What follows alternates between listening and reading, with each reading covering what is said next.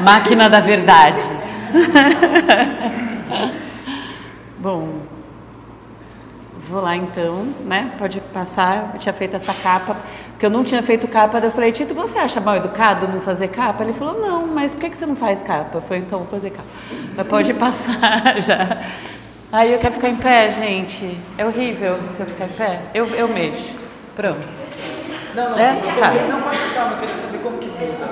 Eu acho que é rolar. Ó. Mas peraí, tem uma forma de... Peraí, rapidinho. Lembra?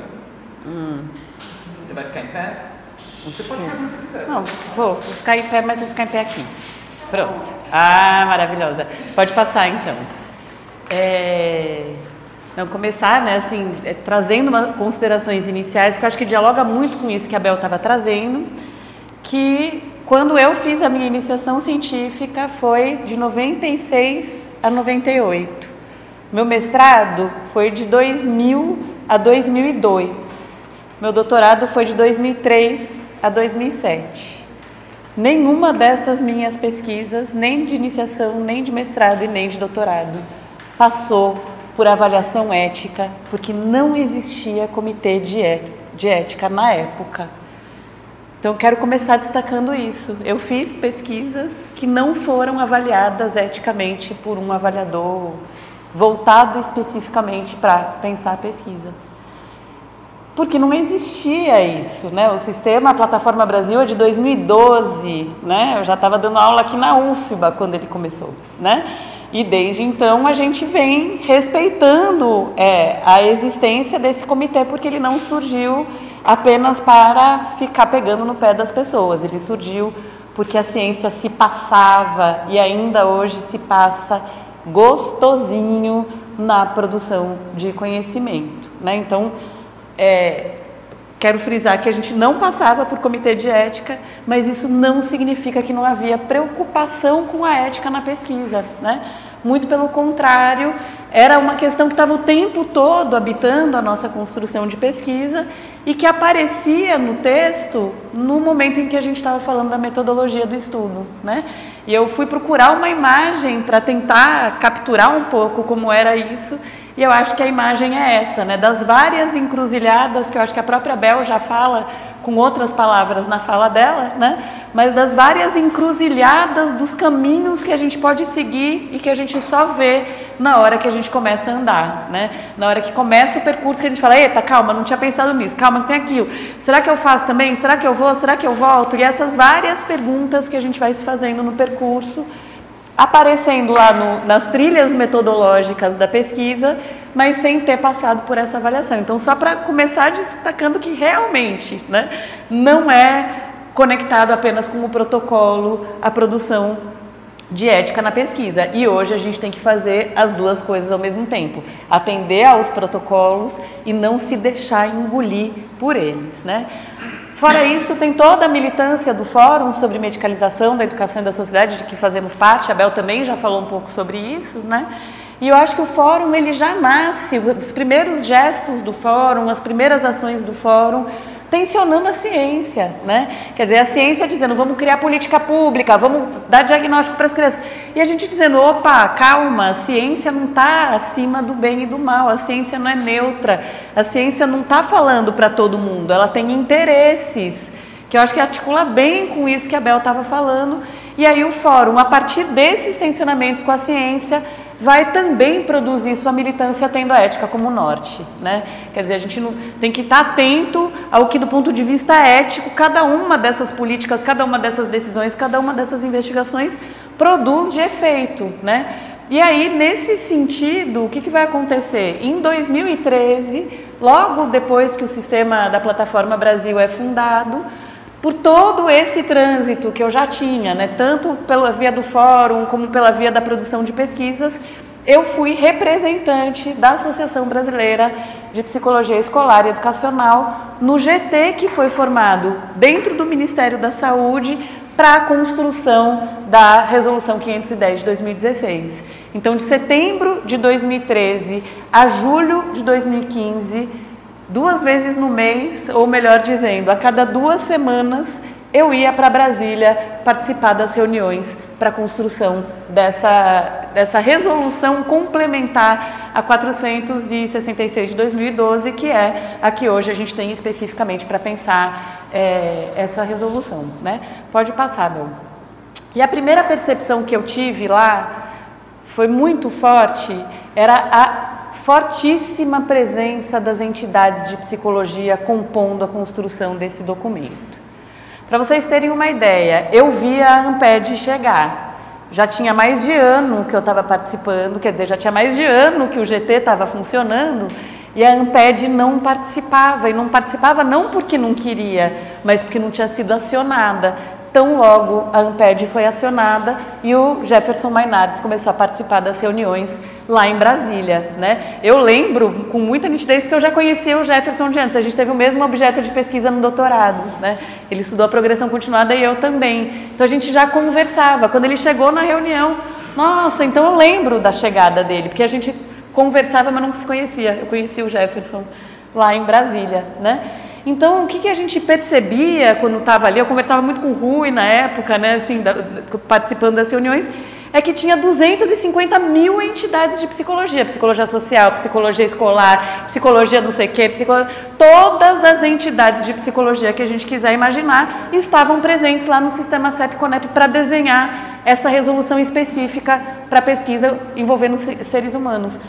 E a educação só chegou bem depois, né? E essa forte presença da psicologia sempre, absolutamente sempre, não varia, ela incorre no risco, se a ideia é falar de risco, né? Ela incorre no risco de psicologização do rolê. Então, quando você vê 30 entidades de psicologia fazendo uma discussão de um documento que envolve todas as ciências humanas e sociais, a chance da psicologização acontecer aumenta, porque é um psicólogo dando apoio para o outro para colocar a psicologia no centro do debate. E, de fato, virou uma tendência, né? Então, hoje, quando a gente pega os protocolos de pesquisa para ler, quase a totalidade dos protocolos vão dizer que o risco ético é alguma coisa psicológica. Reduziu o risco ético a questões psicológicas. A pessoa vai ficar ansiosa, a pessoa vai ficar nervosa, a pessoa vai ficar tímida. São essas as características que são desenhadas, gatilho, né? E as estratégias que são desenhadas nos protocolos para dar conta do impacto da pesquisa nas pessoas participantes encaminha para o psicólogo. Ou seja, risco ético virou uma questão psicológica. E aí a gente vai chamar atenção no fórum, né? Já faz um tempinho que é preciso a gente tomar cuidado, porque nem tudo que é cuidado, né? O olhar psicologizante, a gente brinca, né? Ele transforma tudo em problema psicológico. A pessoa chegou cedo, ansiosa. A pessoa chegou na hora, obsessiva. A pessoa chegou atrasada, agressiva. A pessoa não foi, resistente. A gente falava sobre isso na aula ontem, né? Ou seja, não sobra alternativa saudável quando o olhar é um olhar psicologizante. Se a pessoa chegar na hora, nossa, que obsessiva, não tem o que fazer, né? Qualquer ação da pessoa vai ser lida na chave da falta, né? E aí, a gente vai provocar aqui com a Ecleia Bose, né? Uma olhada para essa imagem, porque eu acho essa imagem foda, né? E a Ecleia Bose vai nos dizer: o mundo é opaco para a consciência ingênua que se detém nas primeiras camadas do real. Num primeiro lance de olho, parece que a gente está vendo as pessoas, mas o que a gente está vendo são as sombras. E na hora que a gente sai dessa primeira camada e olha para essa imagem com um pouco mais de delicadeza, começa a aparecer cor. Tem camisa vermelha, tem camisa amarela, tem camisa branca, tem homens, tem mulheres, tem gente com bolsa, gente de cabelo solto, gente de cabelo preso. Mas a nossa tendência é achatar tudo isso numa imagem só, porque a gente é convocado a uma interpretação acelerada e rápida daquilo que a gente está vendo. Então a provocação é: sair da primeira camada e olhar as várias outras camadas que impõem o real, né? E que nesse caso é essa imagem, que eu acho ela muito interessante. Pode passar, Bel. E aí, feito isso, eu vou tentar sair dessa opacidade, né? E lembrar a fala da Débora Maria da Silva no nosso 5º seminário Existirmos a que será que se destina, que foi aqui na UFBA e foi publicada no livro, que está aqui, ele está disponível online, basta baixar para acessar. E a Débora, que é do movimento Mães de Maio, ela teve o filho dela assassinado pela polícia e até hoje ela é uma militante para memória e reparação do presente, não só do passado, e pelo processo de desmilitarização da polícia.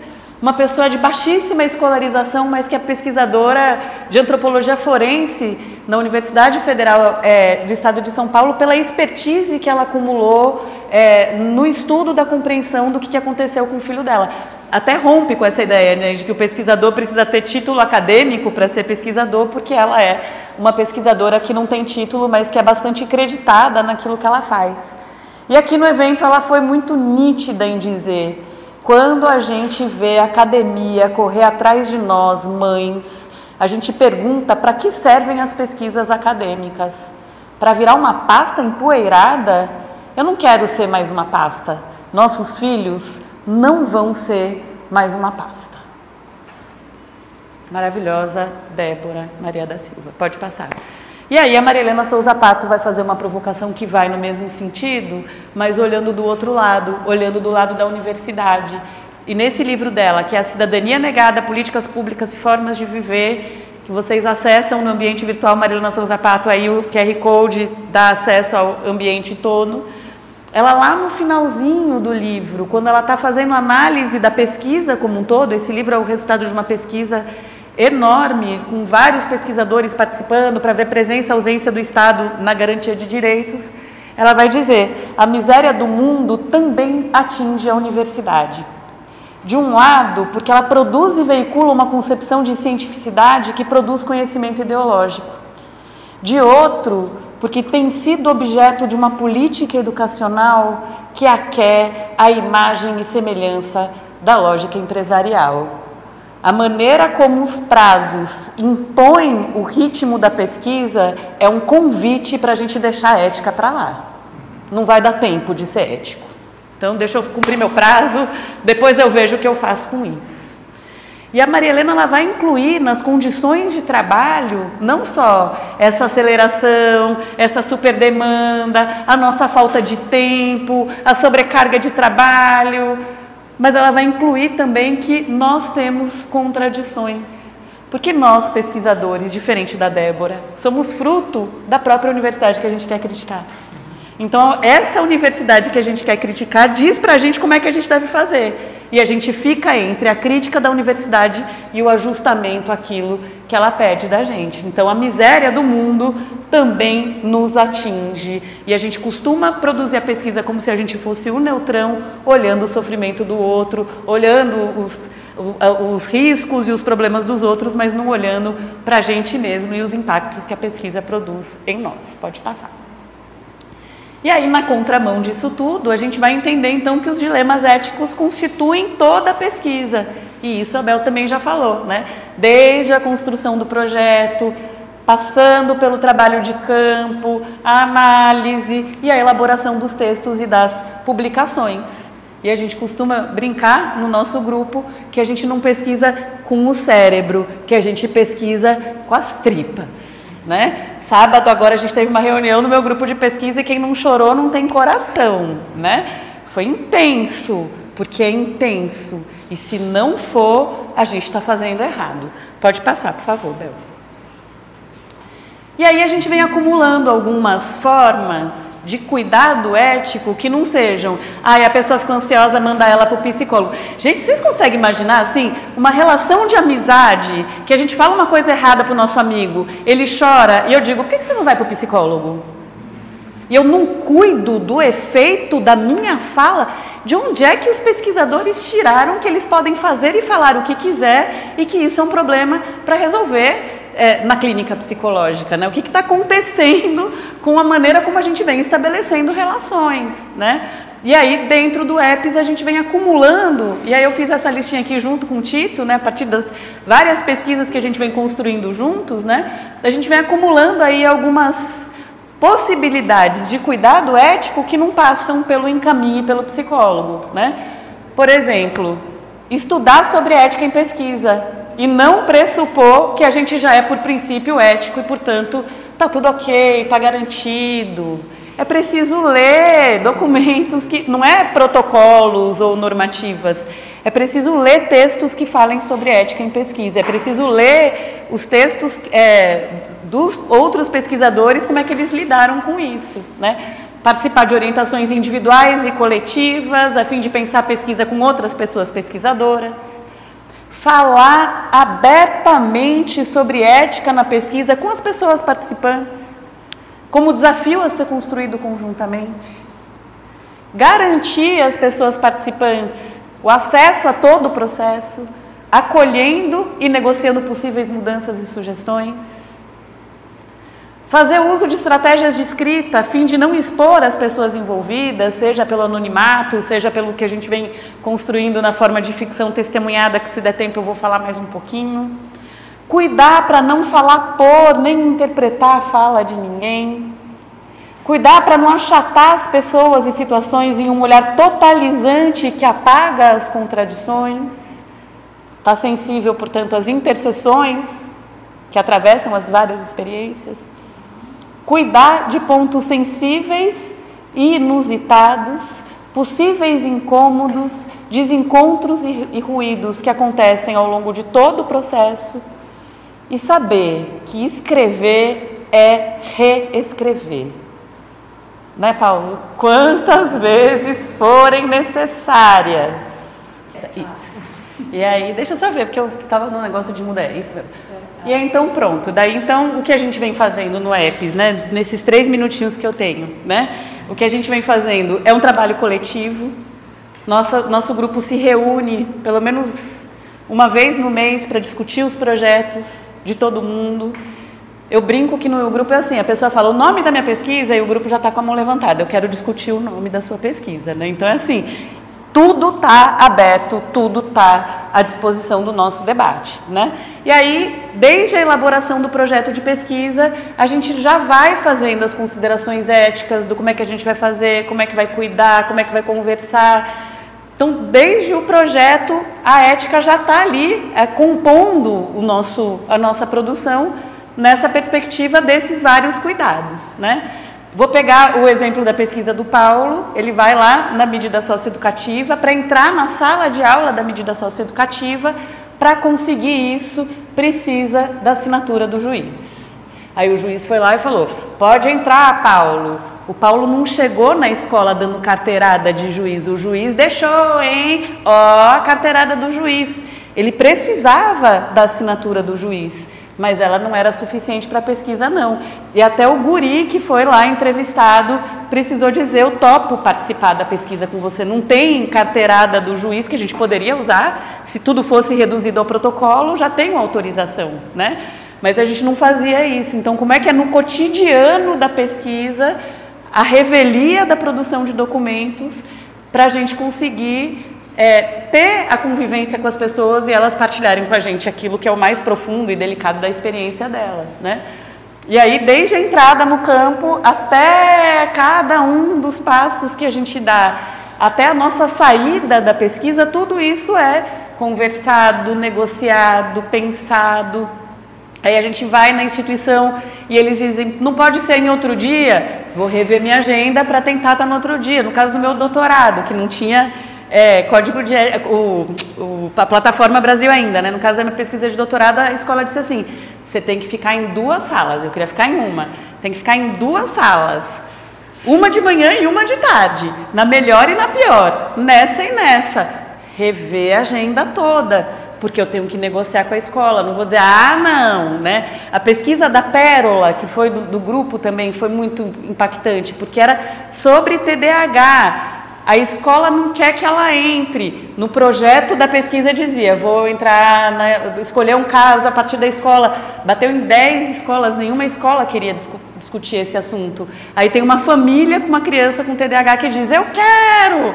Aí fala, ah, não, porque o projeto fala, não, a gente vai ouvir essa família, eles topam, tal, vamos tentar construir na escola. Chega na escola, a escola diz, não pode. E agora? Pérola desesperada, né? Mas o meu projeto, minha bolsa, estava tudo dizendo. Pode ficar tranquila, porque assim como a Bel falou, a pesquisa é artesanal, a pesquisa ela se faz no seu fazer, né? E o bacana do caleidoscópio é que as peças são as mesmas e a imagem não se repete, porque a cada nova configuração, a composição daquelas mesmas peças produz um outro desenho específico para a gente, né? E aí a gente vem construindo pesquisa no EPS nesse fazer que chega ao ponto do texto ser apresentado para a pessoa antes da defesa. Então a pessoa que participou da pesquisa, ela lê o texto e ela precisa se reconhecer no texto, senão a gente vai ter que mexer no texto. Ele não é da nossa vaidade, ele é voltado para o participante da pesquisa. Por isso que é muito comum no nosso grupo de pesquisa os participantes estarem no dia da defesa, né? A defesa é a defesa do pesquisador, mas ela também é para os participantes da pesquisa, que é para quem a gente escreve, né? A gente não está escrevendo porque a gente gosta, a gente está escrevendo porque a gente necessita, porque é necessário. Então, o que eu tinha preparado para falar para vocês era isso. Nem estourei muito, hein, Rui? Ó.